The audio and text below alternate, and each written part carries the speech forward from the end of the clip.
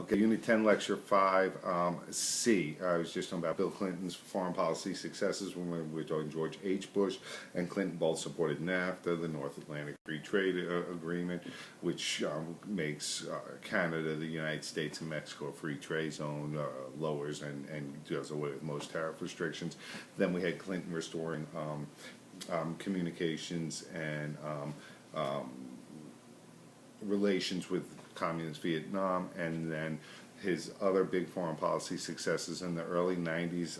The South African government ended its policy of racial apartheid, a word meaning apartness, separation, all right?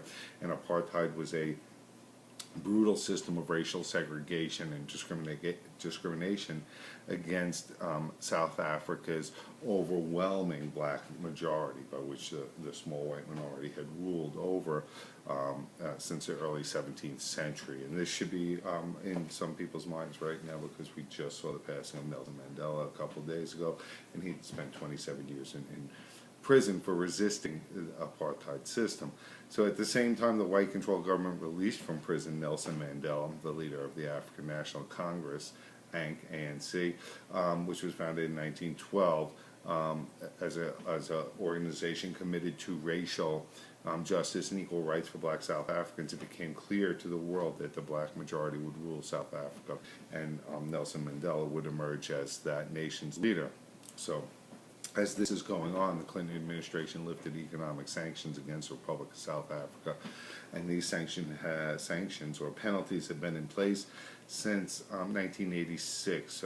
The U.S. Congress had passed them to restrict trade between the U.S. and South Africa in an effort to condemn apartheid and attempt to pressure the white South African government to repeal its racial discrimination laws. Okay, so Clinton's going to be president during the collapse of apartheid and the election of Nelson Mandela as South Africa's first black president. All right, in 2000, George Walker Bush, George W. Bush, the son of George H. Bush, wins an election in one of the closest presidential elections in American history.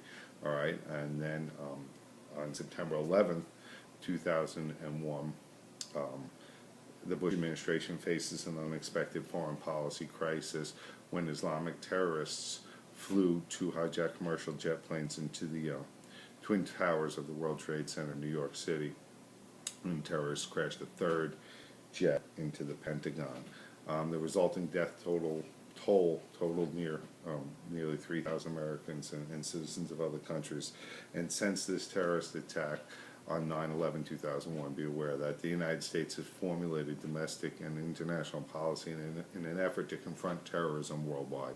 All right, international efforts have included both diplomatic and military initiatives, ventures, means, attempts to combat terrorism. Al-Qaeda, which is a radical Islamic organization led by Osama bin Laden, claimed responsibility for these devastating suicide attacks on American soil, and of course led by, as I said, because Osama bin Laden is now dead. And President Bush immediately declared a war on terrorism with a strong bipartisan support in Congress, and we'll discuss that war on terrorism thing in class a little bit. All right, so bipartisan support means both Democrats and Republicans agreed with the president on this issue. All right, so in the spirit of national unity, Congress also passed the Patriot Act in October 2001, and you have to be aware of the Patriot Act, okay? Sometimes I like to show you a quote from it on the SOL. In the Patriot Act, the stated purpose of the Patriot Act was to deter and punish terrorist acts in the United States and around the world, and to enhance law enforcement investigatory tools. Okay, so in other words, the Patriot Act tried to make it easier for the federal government to catch and prosecute terrorists who threaten the United States. Critics of the act have argued it weakens constitutional protections of our civil liberties. But if we look back through history, a common theme in the U.S. is whenever we're at war, our liberties have been given up. Good or bad, I'm not saying. But in this case, it really stretches some of the powers of the federal government.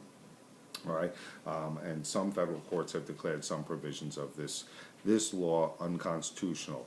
All right, Congress renewed the Patriot Act in 2006. That's the end of Lecture C.